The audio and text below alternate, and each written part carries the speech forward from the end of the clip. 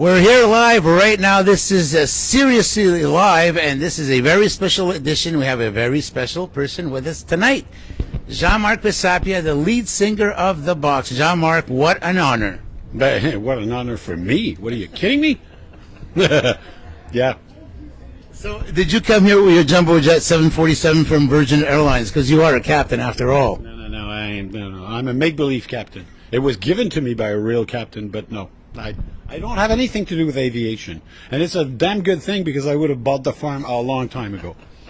I got this kind of mindset where I cut corners, I don't like rules, that sort of thing. That's all very good for writing songs and doing paintings and that sort of thing. But to fly an airplane, no good. Well, you should tune in to Pilot Bob. That's a new podcast coming out, and you're going to absolutely love that. I'm also... This? Right here? Yeah, right there, Pilot Bob. It's a new podcast. You're going to love it. It's all about aviation. Oh, really? Marc, you were recently on Rob's Inner Circle. You were my guest. That's right. Such an honor. And folks, you can watch that show on episode 34 on Bobby Short Shorts. Go onto the playlist. Marc is amazing. You're going to find out all about him. We're just going to tease you a little bit tonight. Marc, it all started in 1981 when you went to a concert with a friend that you were reluctant to go to. Yeah. You ended up going, and I believe it was Genesis, right? That's right. So tell us, you went to that concert and something magical happened. Yes, absolutely. It was my first big-time concert at the Montreal Forum, which, as you said, I didn't want to go to. But my friend forced me to go because I was a Genesis fan, and he said, you have to see this. But the thing that struck me, by that time, Genesis were only 3 people. And it struck me as absolutely magical that 3 people on that stage could have 18,000 people make such noise. And to me, it was a revealing moment, because I remember coming out of there, I told this friend, whom, by the way, I was in school with. Okay. So he knew me well. And I told him, okay, now I know what I want to do for a living. I want to do that, and I want to come and play at this place in 10 years. And he said, yeah, right. Because he knew me. Mm-hmm. And he knew me, I was a lazy ass. So he said, yeah, good luck with that. And actually, we did it in 9. 9 years. 9 years, yeah, absolutely. So that was the defining moment. When I saw that, I said, that's what I want to do. And my life was, tracé d'avance. Unbelievable. You see, you had a certain vision, and you kept to it, and you were absolutely stuck to the vision, and you actually made it. You did it. Yeah. And Marc, being from Italian descent, because his father is Italian, Marc, throw a couple of words out there, will you? Hey, come state? La scatola. Conoscete la scatola? Tell the audience in Italy if you want to say something, because we have some Italian people tuning in. Ma io ho tutta la famiglia in Italia, quindi ciao a tutti. Thank you so much, Marc. So you started the Box after you were with Men Without Hats, and you were... Yeah, well, that was, luck had to intervene. It so happens that Ivan Dorshchuk and I used to go to the same school. And we knew each other from, 17, 18 years old. And then we lost sight of each other. He went to university, I did architecture, he did communications. And by complete chance, after having seen that show at the Forum, I run into him in a cafe. And we were sitting there and we were talking. So what are you doing? Oh, I'm making music. Oh, yeah, what's your band called? Men Without Hats. That's weird. And he said, what about you? I'm doing some music too. But we didn't have a name by that time. The Box didn't exist. And so he was looking for a keyboard player to go on a U.S. Eastern Seaboard tour. And I happened to be a keyboard player. So he said, maybe we should try something. We could jam or whatever, try ourselves out. And since we had the same background, we were from the same school, a French lycée, by the way. A French lycée is a weird kind of place where, it's the regular French system from France, transposed to Montreal, but all the teachers were French, all our friends were French, and everything.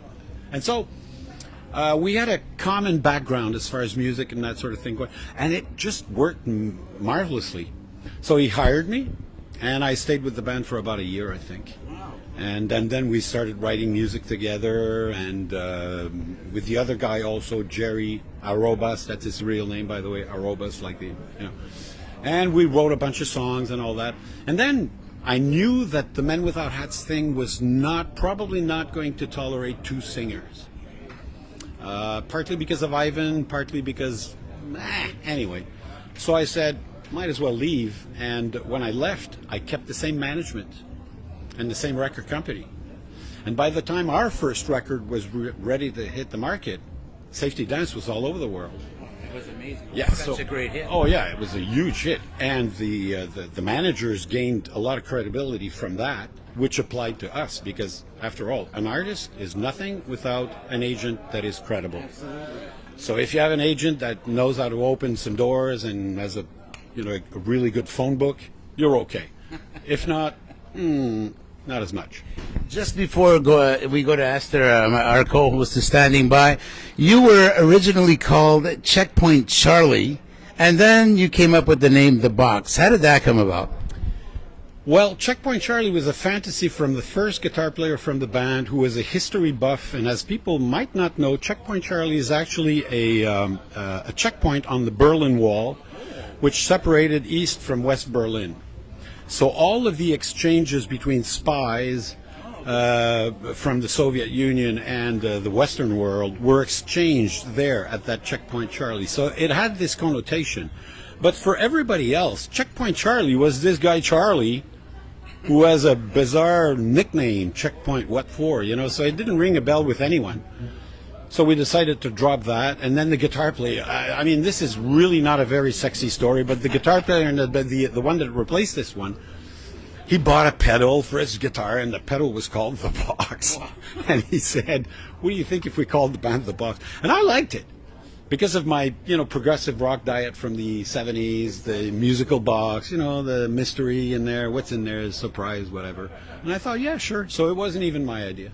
That was totally out of the box, by the way. Esther, if you want to come in. Sure, with pleasure. Hey, so nice to meet you. You too. So in 1987, you had that huge hit, Closer Together. So tell us, what was the evolution of producing that song? Well, first of all, Closer Together was a commission by Lucan, the Canadian Society to Fight Leukemia. So Saint Justine Hospital called me one day and they said, we need a theme song for a fundraiser, a video fundraiser we're doing with the Montreal Canadiens, who had just won the Stanley Cup in '86. There could be a participation from Martine Sinclair in there, so if you could write something with the female vocals in there, it would be nice. And that the theme is the team spirit. If we get all closer together and work on this thing, we can beat it, And so I came out with that song in about, 24 hours. And because as I do all the time with commissions, I don't ask myself 1,000 questions. The theme is there, or, just write the lyrics, write the tune. It had to be uplifting and, And so we went with it. But then the record company heard it. And they said, that home business at the beginning, that's going on the record. And it eventually was the first single from that record, and it just became the big hit that it was. That's amazing. So explain exactly what it means when someone gets a song commissioned, because I've never heard that before. It could take many forms. For example, I've been working in the publicity business for 10 years. So they have a TV ad they want to put on about an airline, a beer, a car, or whatever. And there is a certain public they want to reach out to. And there is a general attitude that they want this music to carry. So they tell you all that, and then all you have to do is just write a song that fits this particular order. And that's what I did with that particular song. It's just uplifting. If we get closer together, we can beat this thing, and that's what the song is all about. And the lyrics, well, they're not super clear where, there's always a little bit of room for interpretation in the lyrics. But the main meat of the subject is there, and that's what a commission is all about. You have to give the customer what they want. It's as simple as that. Exactly. So I also noticed in quite a few of your videos that you had Sass Jordan in many. So what is the connection? Well, Sass was a backup singer for us for 5 years. And the thing is, everybody thinks that it's Sass Jordan who sings in the song. It's Martine Sinclair. Because Martine Sinclair couldn't make it to the recording of the video in Dominican Republic. in 1987, right in the dead of winter. We flew down there because we wanted to have sunshine. We didn't want to shoot that thing in snowbanks. And she wasn't available, but our two backup singers were available, so we brought them both with us, and they sing on the video, but they're not the actual voice in the recording. It's Martin Sinclair. That is so interesting. So tell me, as a performer, do you have a song that probably one of your most favorite songs to perform? Yes, absolutely. It's my favorite Bach song. You're talking about a Bach song? Yeah, Bach song. It's going to be L'Affaire du Moutier. Yeah, it's that song has got everything. I don't know what took of us to do that thing that day. It's another one of those that took 24 hours to do everything, even the demo. And it's got everything. It's bizarre. It's a murder story. The outcome is weird. Non coupable pour cause d'aliénation mentale. You know, it's just weird. And then it's spoken, but it's not rapped. It's someone who tells a story. And then you have these people in the video that are, in the song that are shouting at each other as if you were listening to the soundtrack of the movie. And by the way, we really made sure that it looked like a movie when we shot the video. You don't see us playing guitars in the metro and singing. No. It's us playing all the roles. I do the inspector. My brother, who was keyboard player at the time, does the attorney. The bass player is the madman, and so on. And we had an extraordinary good time doing that. And by the way, that was our first video self-produced. Wow, I had no idea. Yeah. So, I'm curious, you came out during an era where, rock was king. What do you think of the music today? I think it's the same as it always been. It's 90% bullshit and 10% absolutely great. And it's always been like that in every style, all the time, decade after century after century. I mean, it's always been like that. So it's not like, a lot of people say, the music from the 80s.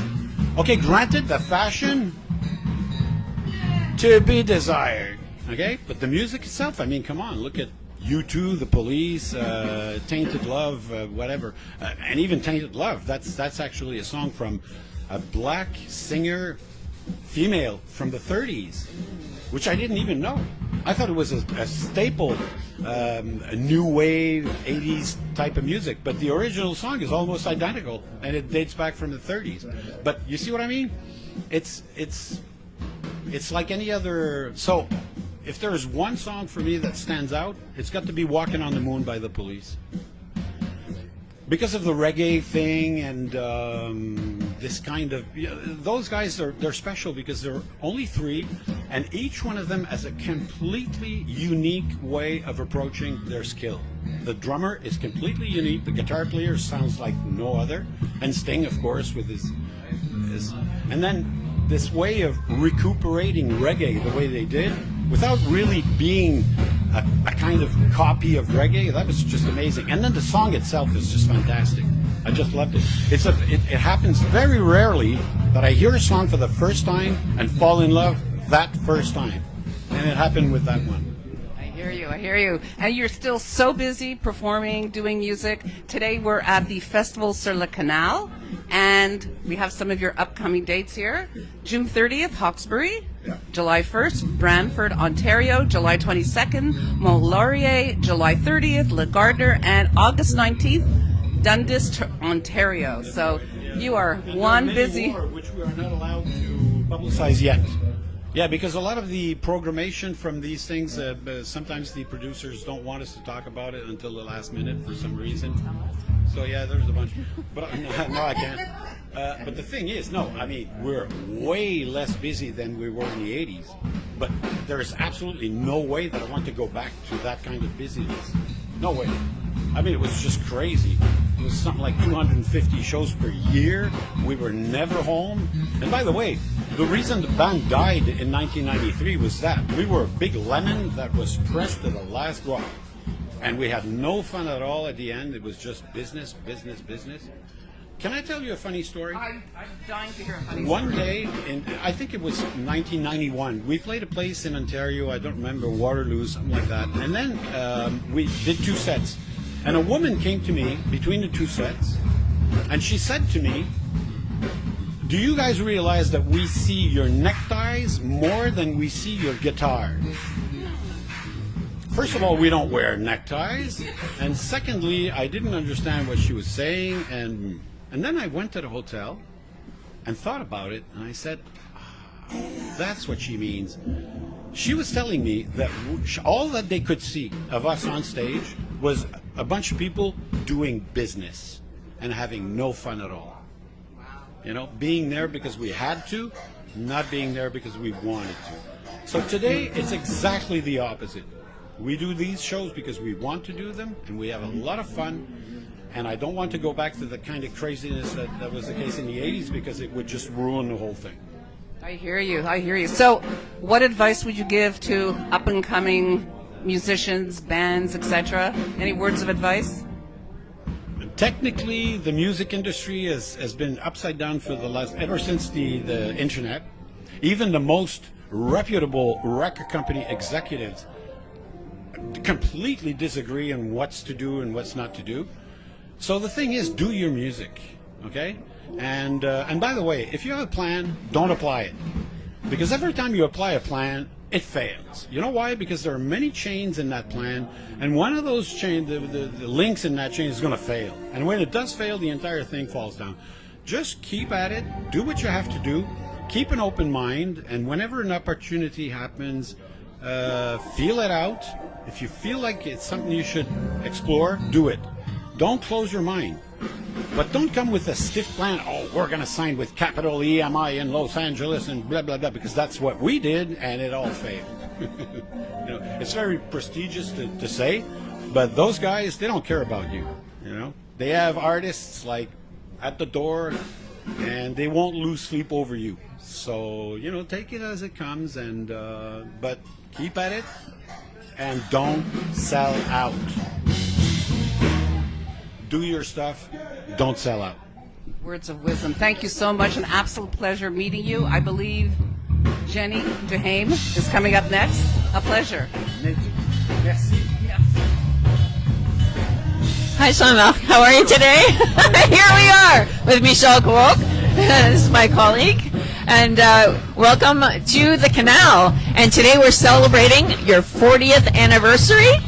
That is fabulous. 40 years of music ingrained in us. The shares that you've been giving us is such an amazing time. Today we have a millennial with us, and she is going to ask you a few questions. Yes, and not to date myself or to you, but I just want to ask, for people from my generation and for young people, what advice do you have, and how can you connect to us through your music? Well, as I said, you need to be true to yourself. You need to keep at it. You need to keep an open mind. But I'm not the guy to ask technical questions as to what should we do in terms of how the business works, because nobody agrees that there is one way to do things now because of the internet, which has taken everything upside down. But a true manager who really knows his way around to open doors and that sort of thing is definitely an asset. Don't ever let an industry guy tell you what to do and change your stuff to fit whatever agenda. Don't do that. Stay true to yourself. Wow. So actually I want to ask about your songs, and maybe there's some life lessons from your music or from your experiences that you can help for people who are a bit younger. There's two approaches. One of them is to talk about your daily life, okay, which will not make your audience travel around the world and be in a completely different universe. You know, you're bringing them to your world. Or you can do the opposite, which I like to do, and it's to take people into a world that they don't know. Like L'Affaire du Moutier is a very good example of that. It doesn't talk about my life at all. It doesn't talk about what I do. It doesn't talk about my lifestyle.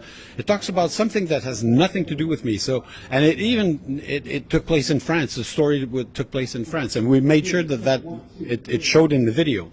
So you could travel when you could get out of your daily routine and explore something else. That's the way I loved to be entertained by the music when I was a kid. But there is a case to be made for talking about yourself, what you live. There is a band here in Quebec called Les Colocs. I mean, Les Colocs is exactly that. What is it? I mean, it's in the title. It's people who get together because they can't afford an apartment. They're young, of course. They don't have big jobs, and they live together. And it's party time most of the time. And they have this situation and this other situation. But all that brings you back to your own. It's something you can relate to very easily. So that's a good thing.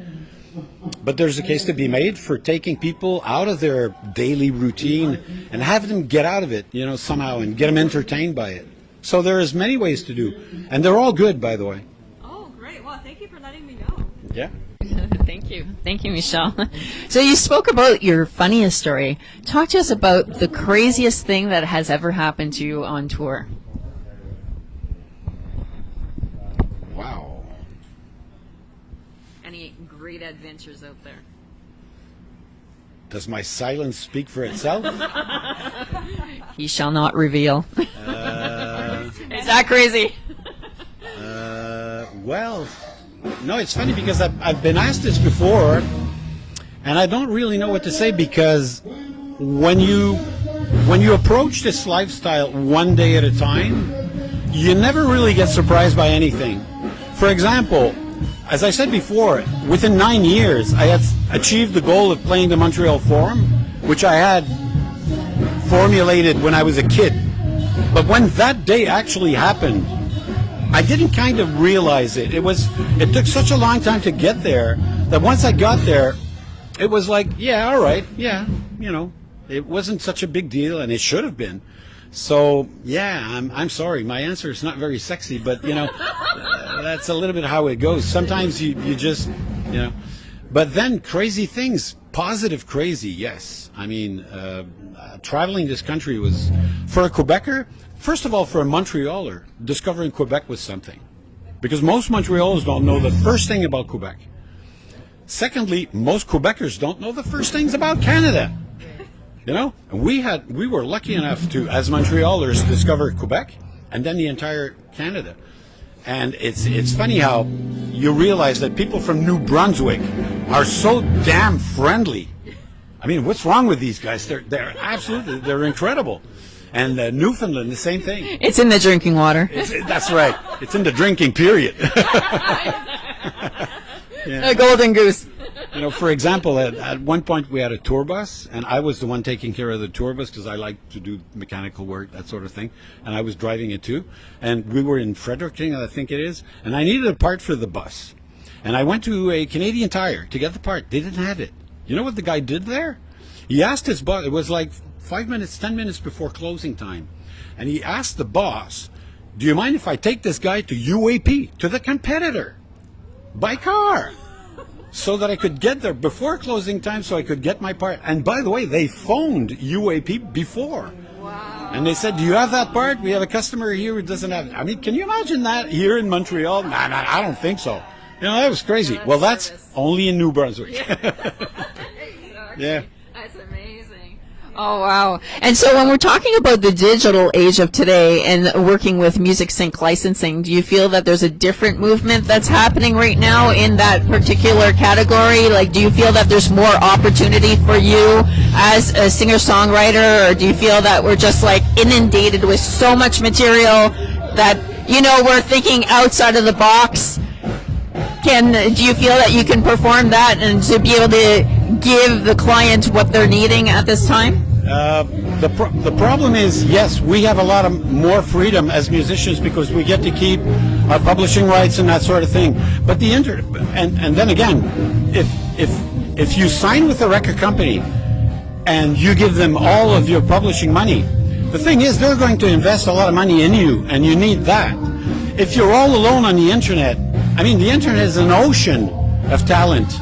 And anyone today can record an album in his bedroom with a decent computer and a good program. So, yes, there are advantages to the fact that now people are a lot more autonomous, but at the same time, if you don't deal with a manager or a company or someone who has money to inject behind you and make sure that the greater population ends up knowing about you, all you have to do is rely on your video, for example, to become viral on YouTube. And that could be really, good luck with that. Yeah, exactly. Now let's get back to a little sexy before we send you off to do what you do best. And you're a painter. Yeah. And so let's talk about the painting a little bit and see. I would like to know if you add, there's a correlation between the music, the fluidity, the sound in music, the sound in color that is imprinted in your canvases. Not only is there a correlation, but it's exactly the same thing. The mental process, the frame of mind required to do a painting is exactly the same as that required to do a song or any kind of music. And that's something I discovered about 12 years ago, because I didn't paint before. I painted when I moved to Mont-Tremblant because I thought that the entire atmosphere of the place was conducive to that. But then I soon realized that it was the exact same process and the same frame of mind. The medium is different, of course, and then you work alone.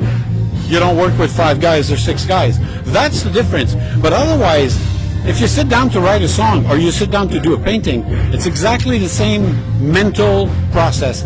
And the pitfalls are the same. The lack of inspiration, the not knowing when to stop. It's all the same pitfalls, but it's all the same rewards. They're remarkably connected as form of arts. Remarkably. So do you have an intimate relationship with a said pinceau as you would your microphone? Nope. And proof is that I change style every new painting I do. See, I don't do this as a career. It would be very bad for an artist who wants to do that as a career, because you have to have a style that people can recognize from painting to painting. I don't give a damn about that at all. I do whatever the hell I want. Every time it changes, and I will explore. Sometimes I want to try a technique, sometimes another technique. Sometimes I won't even paint with brushes. I'll take sponges or my fingers or whatever. And sometimes I'll do an abstract, and sometimes I'll do something hyper-realistic. And that's what's fun about it. But then again, it's not my main, income source, so I can do whatever I want. But for an artist who wants to really, make it in that particular field, there are rules to follow, unfortunately.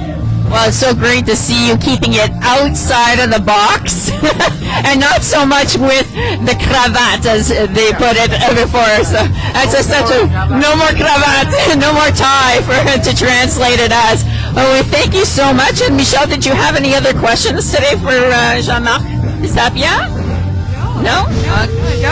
Yeah, I was going to ask you about what kept you doing your music after navigating so many change. 40 years, the cravats and passion, but it seems like you have answered all my questions, and I just want to thank you very much for your time. It was my pleasure. Thank you so much for joining us today. You, and where can we find you for the newbies that are getting to know you today?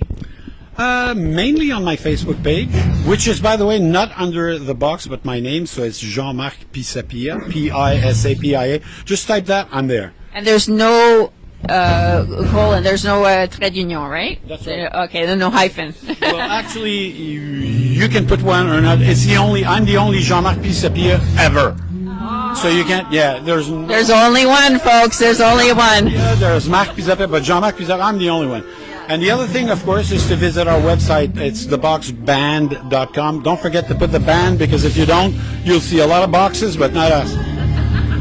.com, and you can stay tuned with the dates, that sort of thing. But yeah, my main means of communications with people in general is my Facebook page. Fantastic. Well, thank you so much for joining us. I'm going to get Rob to jump in here to do the close with you, but we're so grateful to have some time with you today. Merci à vous. Merci. Et bon show.